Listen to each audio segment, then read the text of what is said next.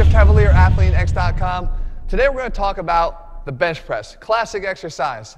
Now, it's probably one that you've done a million times, but you got to make sure you're doing it right all the time, because one bad rep on a bench press can lead to a lot of problems, a lot of times in your shoulders, sometimes in your elbows, sometimes in your wrists, sometimes in your chest with a torn pec. You got to make sure you're doing it right. So I put together a checklist, and we're going to go through it step by step and make it really, really simple, so we're making sure you nail each portion of this. The first thing, when you load up the bar, ideally you're doing it in a cage here, and secondly, you're putting a clip on the bar for safety.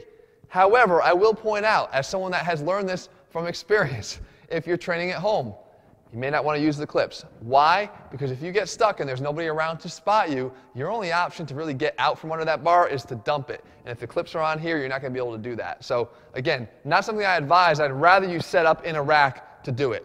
Now, the next thing. This is stupid simple, but look over my shoulder here. What is the placement of the bar in the rack itself? Is it centrally located? Because a lot of times you'll come up and find them kind of like that. And all of a sudden, it's already thrown off your alignment. And it's really easy, and again, stupid easy to do, but make sure you do it, because it's important. So once we get that lined up, then we look for the placement of the bench in relation to the middle knurling of the bar. And you can see here that we're lined up perfectly. You want to make sure that you're doing the same thing. Now I come in here, and I want to know how far under the bar the bench should be. You have to understand that when we lay back down here, my eyes are going to want to be looking straight up at the bar, which I'm going to cover in more depth in a second. So in order to accommodate that, I have about this much room between the top of my head and my eyes. So there should be at least that much room beyond the bar with the bench so that it can accommodate my head. So I'm leaning my head off the back, which I've already done. So now you lean back. Now we sit here and we position ourselves now under the bar. So now come up on top and you can see, as far as the bar in relation to my body on the bench, you literally want to be staring right up at the bar. And you can see that my eyes are literally lined up with the bar in this position so that it sets up my liftoff position, which I can explain more from the side here. Take note now of what we're doing from here as far as your grip. You want to know how wide your grip should be. You want to know the type of grip you should be using. When you look at the width of the grip, you have to come down to the bottom to understand where it should be. Now you start down here. I will cover again the fact that the elbow positioning is going to be key. You don't want to bench with your elbows all the way up here in this guillotine position. If you're doing the guillotine press, that's a different thing, but you want to make sure you're using much lighter dumbbells and not trying to load up as I'm showing here for the classic bench press. Because what happens is, in this top position, you're leaving yourself no room for the rotator cuff to really operate. And of course, if the weight gets a little heavy and the bar pass starts to go forward a little bit, you're going to get internal rotation that's going to really, really destroy the rotator cuff in this position because your elbows are too high. Your elbows should be more about 75 degrees away from your body here. So if you know that, you set this position up like this, you get your elbows at 90 degrees bent, and you have your forearm perpendicular to the ground pointing straight up towards the ceiling. Wherever that is for you, because again, arm length is going to vary between person, you then reach straight up to the bar from here. And you can see that mine kind of ends with my ring finger on the non-knurled part of the bar. So that's what my width would be, so that when I'm at the bottom, I have a fully supported bar with my forearm pointing and supporting the bar underneath. Which brings us to the next question, the grip itself. What is the right grip? There's a thumbless grip that some people will use because they want to look cool when they do it, and that's all set. But what happens if the bar slips out of your hands forward? You're in trouble.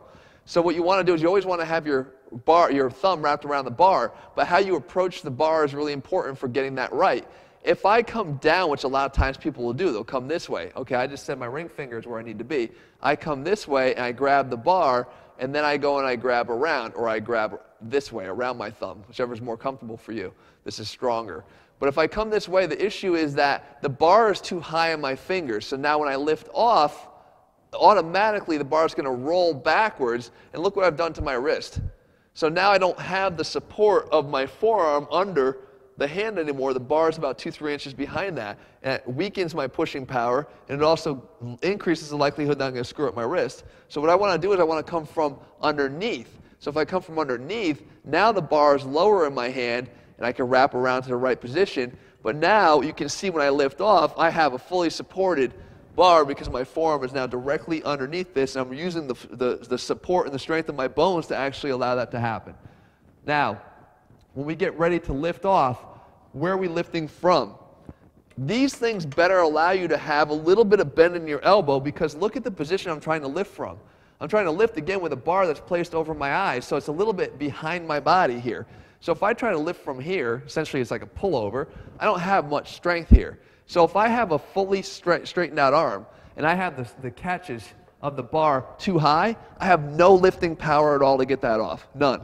So I need to have at least a little bit here that I can actually push, because my elbows can still, have some bend, some straightening left in them to actually push off of. Same note, if I were to lower it too low, now I'm also putting myself lower towards the sticking point where I lose some strength as well. So for me, I don't know, it's roughly about this amount of bend in my elbows that makes it really comfortable for me.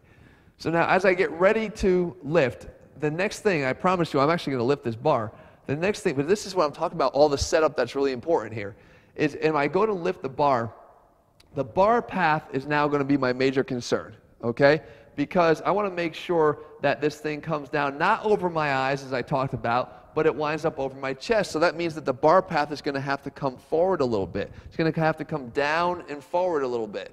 Again, if I have my elbows high and I hit the bar path right, that's even worse, because now I'm really internally rotating the shoulders. That's how you blow an AC joint. That's how I get this shoulder on my other side here. You can see that's always sticking up for the rest of my life, because I actually popped my AC joint on my left shoulder. I got down to the bottom of a rep. My bar path was good, but my elbows were too high. The internal rotation popped down, and the AC joint was popped. So you want to make sure you got elbow positioning and bar path properly lined up. So, and again, with the bar path, we're targeting the chest. The lift off is going to be straight up, get it over your shoulders, and then move it down. Technique, there's only two things you need to focus on, guys. That's it. Number one, foot position, believe it or not. Start down at the feet. These feet should be under your knees so they can actually push. If I were to push from my feet right now, my butt lifts off the bench, or at least I can contract my glutes and my butt lifts off the bench. You're not going to want to actually lift, but you're going to want to be able to push into the ground to give me that counter force to be able to push the bar away from me. So you can see if my feet were out here too far, I have no pushing power there. I can't do anything from that. I need to have them underneath. The next thing is the chest itself. You can't bench with a flat chest. You got to get your chest up. So what we do is we pull our shoulder blades down and back, which again creates a stable base that I can actually push off of. Same thing as I always talk about. You can't fire a cannon from a canoe. You don't want to try to jump from a canoe or jump from sand. You want to jump from a hard surface. You want to be able to press from a firm surface on the other side. So we pull that together. And then lastly, we tighten the abs. Just make sure that you have a good tightening of your core, because you don't want to have any of these leaks, energy leaks throughout the entire body here. Press through the feet, press through the back, tighten the core, lift off, up overhead, right here. Grip is good. Feels nice and simple. It is simple. It's 135 pounds. But the idea is I'm right here. Now I'm going to lower it down to the chest from here. And again, from here, I'm going to just push back up and up strong. Okay? Again. And again. I mean, super simple, because I'm squeezing the glutes, pushing through the floor, all the things I told you to do. And then when we go back to racket, again, don't try to rack it in one fell swoop from here and up and try to rack it. Try to come up to the top. Once you're there, let your arms go back, engage the rack, bend it straight back down. All right? So guys, it's not that it's the most complicated lift that you're going to do, because again, you've probably done it a bunch of times, but it's the fact that it's one of the most dangerous exercises to do, because there's so many places that you can go wrong. And having injured my shoulder already doing it, and seeing other guys injure themselves doing this lift, and God forbid drop the bar on themselves, you need to know what you're doing. And if you have a routine and a checklist that you follow each time, it can go really quick. Mentally, you're going to blow through that, and you know exactly what to do, but at least you've mastered this. All right? Guys, put the science back in strength, because it's important. All these angles and all these little details, they do matter. They matter to not only your performance staying safe in the gym, but more importantly, to the gains that you see from doing the lift. If you do it right, you're going to see that your performance on this lift will go right through the roof. As a matter of fact, maybe you're missing some of these points. When you do what I just said, you might see your bench press increase by a lot of weight in just a short period of time. Guys, if you're looking for a complete step-by-step training program that doesn't overlook the little things because they all matter, head to ATHLEAN-X.com and get our ATHLEAN-X training program.